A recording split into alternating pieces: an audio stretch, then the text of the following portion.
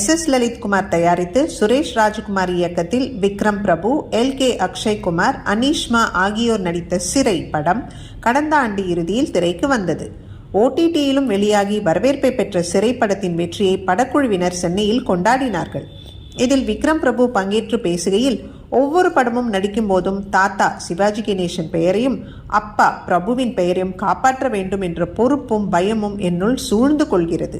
அந்த வகையில் நடிகர் ரஜினிகாந்த் சொன்னது போல காது கேட்காத தவளையாகவே சினிமாவில் பயணித்து வருகிறேன். கும்கியிலிருந்து சிறை வரை காது கேட்காத தவளையாகவே இருந்து வருகிறேன். வெற்றியும் தோல்வியும் சந்தித்து வருகிறேன். சினிமாவில் உள்ள அரசியல், தட்டியும் தூக்கியும் விடும் ஆசாமிகள் என எல்லா விஷயங்களையும் கற்றுக்கொண்டுள்ளேன். 25 ஆண்டுகள் கடந்தும் இதுதான் ஆரம்பம் என்பது போல் நகருகிறேன். முதல் படத்தில் கும்கி யானையை பிடித்து சென்றது போல ஒவ்வொரு நாளும் இந்த சினிமாவின் கையை பிடித்து சென்று கொண்டிருக்கிறேன் என்கிறார் விக்ரம் பிரபு.